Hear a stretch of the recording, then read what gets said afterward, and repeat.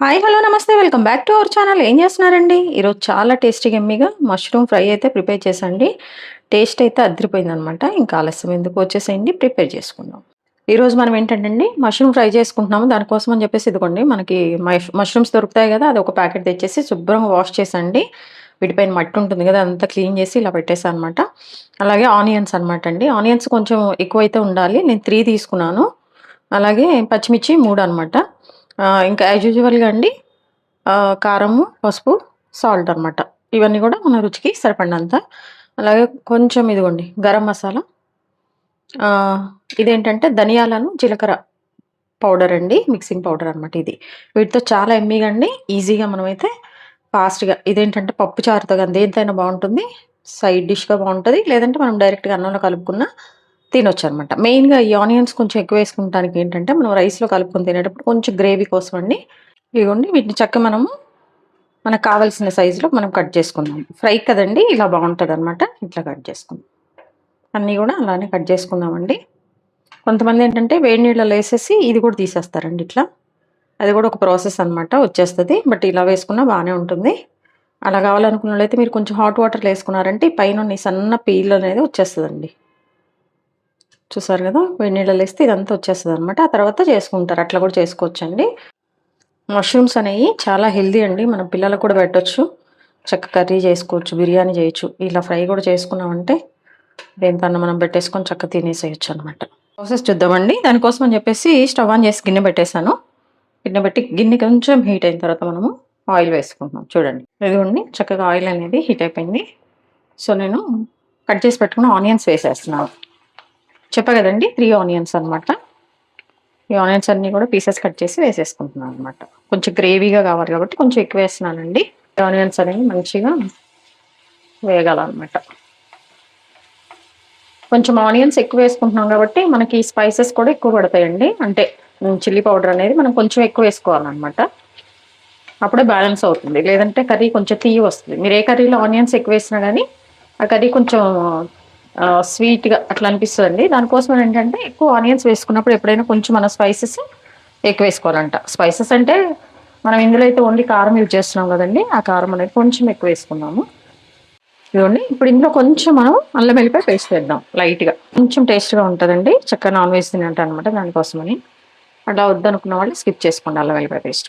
మసాలాలు కొంచెం తక్కువ వేసుకోనండి. మంచిగా ఈ ఫ్రై అనేది చాలా టేస్ట్ వస్తదనమాట. ఇదిగోండి ఆనియన్స్ అనేవి కొంచెం ట్రాన్స్‌పరెంట్‌గా వచ్చేస్తున్నాయనమాట. కుక్ అవుతున్నాయి. అల్లం వెల్లిపాయ పేస్ట్ అది 2. సో, ఇప్పుడు మనం పసుపు వేద్దామండి. పసుపు అనేది కొంచెం ఒక పావు టేబుల్ స్పూన్ అట్లా మనము పసుపు వేసేసుకుందాం. వేసాక మంచిగా కలిపేసుకుందామండి. ఇలా సాఫ్ట్ అయితే చాలండి. మరి ఎక్కువ వేగిపోయినాయి అనుకోండి, మనం మష్రూమ్స్ వేస్తాం కదా, వాటితో పాటు ఇవి మాడిపోతాయి అనమాట. సో, ఇంకిట్లా చూసారు కదా, కొంచెం కలర్ కూడా చేంజ్ అయిపోయింది. ట్రాన్స్‌పరెంట్‌గా వచ్చేసిందనమాట. సో, ఇప్పుడు మనం ముందుగా మష్రూమ్స్‌ని కట్ చేసి పెట్టుకున్నాం కదా, ఆ మష్రూమ్స్‌ని అయితే దీనికి యాడ్ చేయాలన్నమాట. చూడండి ఇట్లా. చూడండి మష్రూమ్స్‌ని యాడ్ చేస్తున్నా అండి. ఇప్పుడేంటంటే ఈ మష్రూమ్‌లో ఉన్న వాటరే సరిపోతుందండి మన ఫ్రైకి. మనం ఎక్కువగా వాటర్ అనేది అస్సలు యూజ్ చేయకుండానే మనం చక్కగా ఫ్రై చేసుకోవాలన్నమాట. చూసారు కదా, వేసాక ఒకసారి మనం మంచిగా మిక్స్ చేద్దామండి. మంచిగా మిక్స్ చేసేసుకొని మనం లిడ్ పెట్టేసి అలా మధ్య మధ్యలో కలుపుకుంటూ అయితే దీన్ని మనము ఫ్రై చేసుకోవాలండి. అప్పుడే ఆ వాటర్ అంతా కూడా దీనిలో ఉన్న వాటర్ సరిపోతుందనమాట. మష్రూమ్ అంతా కూడా మంచిగా కుక్ అయిపోతుంది. కొంచెం టైం పడుతదండి. దగ్గర దగ్గరగా ఒక 10 మినిట్స్ వరకు అయితే మనం ఈ ప్రాసెస్ చేయాలి. మధ్యలో కలుపుకుంటూ లిడ్ తీస్తూ, కలుపుకుంటూ లిడ్ తీస్తూ అనమాట. ఇదిగోండి ఒక లిడ్ పెట్టేస్తున్నాం చూడండి. ఇలా మనము చెప్పా కదా, మిడిల్‌లో మనం కలుపుకుంటూ చక్కగా దీన్నయితే మనము కుక్ చేసుకోవాలన్నమాట. ఇదిగోండి చూసారు కదా, చక్కగా ఆ వాటర్ సరిపోతాయని చెప్పాను. వాటర్ అనేది మనము యాడ్ చేయలేదన్నమాట. మంచిగా కుక్ అయి కూడా ఉంటాయి. అడుగు అనేది మాడకుండా చూడండి. మష్రూమ్ అనేది చాలా ఫాస్ట్‌గా కుక్ అయిపోతదండి.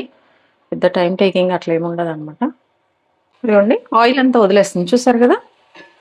ఒకసారి కలిపేద్దాము. ఇదిగోండి సాల్ట్ వేసేస్తున్నాను మన రుచికి సరిపడినంత.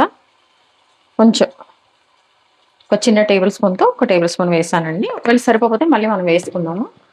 అయితే ఇప్పుడు ఒకటి దీనికైతే అండి కొంచెం కారం ఎక్కువ పడుతుంది. చెప్పా కదా ఆనియన్స్ తీయగా ఉంటాయి. లేదంటే గనుక మనం వేసుకున్నది సరిపోదు. చూడండి కారం అనేది కొంచెం ఒక 2 టేబుల్ స్పూన్స్ అట్లా వేసాను అనమాట నేను. పచ్చిమిర్చి కూడా వేస్తాం కాబట్టి అది సరిపోతుంది. ఇది వేసాక ఒకసారి లిడ్ పెట్టేసి 1 మినిట్ తీసేద్దాం. ఒకసారి కలుపుదామండి మంచిగా. ఇప్పుడు ఏంటంటే మనము లిడ్ తీసే దీన్ని చక్కగా కుక్ చేసుకోవాలన్నమాట. ఇదిగోండి చక్కగా చూసారు కదా, ఆయిల్ అంతా వదిలేస్తుంది అనమాట. ఆల్మోస్ట్ మన ఫ్రై రెడీ అయిపోయింది. ఇప్పుడు పచ్చిమిర్చి వేయాలి.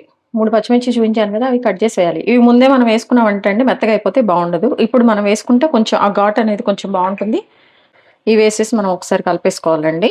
మీరు ఇప్పుడే కాదండి, చికెన్ ఫ్రై చేసినా, లివర్ ఫ్రై చేసినా, ఏ ఫ్రై చేసినా ఇట్లా పచ్చిమిర్చి అనేది లాస్ట్లో వేసుకోండి, బాగుంటుంది. ఇక ముందు పెట్టుకున్నాం కదా వేయించిన జీరా పౌడర్ అండ్ ధనియాల పౌడర్, ఇది కూడా మనం వేసేసుకోవాలన్నమాట.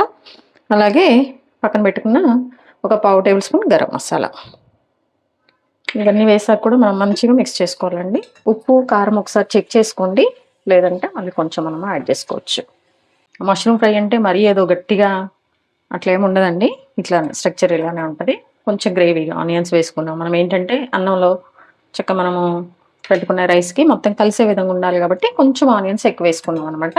అదే మీరు ఆనియన్స్ తక్కువ వేసేసుకొని కొంచెం డ్రైగా చేసుకోవాలంటే అలా కూడా చేసుకోవచ్చు, బాగుంటుంది. ఇలా అయితే రైస్ కానీ చపాతీకి కానీ దేనికైనా బాగుంటుంది కదా అది.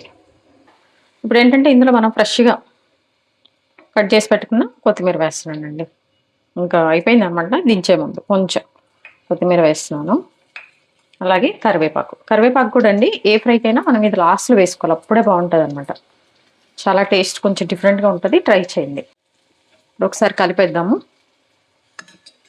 అంతే అండి, కలిపేసి చక్కగా మనము ఒక 5 మినిట్స్ స్టవ్ మీదే మూత లేకుండా అలా ఉంచేసేయాలన్నమాట. ఉంచేసి తర్వాత మనం చక్కగా తినేసేయచ్చు. అంతే అండి, మన మష్రూమ్ ఫ్రై చూసారా రెడీ అయిపోయింది. చూసారండి మష్రూమ్ ఫ్రై అనమాట. మష్రూమ్తో మంచిగా ఫ్రై, ఎప్పుడు గ్రేవీగా కాకుండా ఇలా ఫ్రై చేశాను.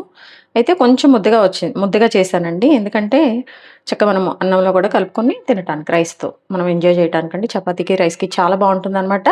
మీరు ఇలా కాకుండా కొంచెం మాకు డ్రైగా కావాలనుకుంటే మీరు లిడ్ పెట్టకుండా సేమ్ ప్రాసెస్ని చేశారంటే మీకు ఇంకా మంచిగా డ్రైగా ఉండే మష్రూమ్ ఫ్రై అయితే మీకు వస్తుందండి, రెడీ అయిపోతుంది. మన వీడియో చూసిన తర్వాత ట్రై చేయండి. ట్రై చేశాక ఎలా వచ్చిందో కామెంట్ బాక్స్లో తెలియచేయండి. అలాగే మీ విలువైన సమయాన్ని కేటాయించిన వీడియో చూస్తున్నందుకు మీ అందరికీ నా ధన్యవాదాలండి. మీకు నచ్చినట్లయితే లైక్, షేర్, సబ్స్క్రైబ్. చూస్తున్నారు కానీ ఎవరు సబ్స్క్రైబ్ చేసుకోవట్లేదండి. Please do subscribe. హెల్తీగా కుకింగ్ చేసుకుందాం, మన ఆరోగ్యాన్ని మనం కాపాడుకుందాం. Thank you.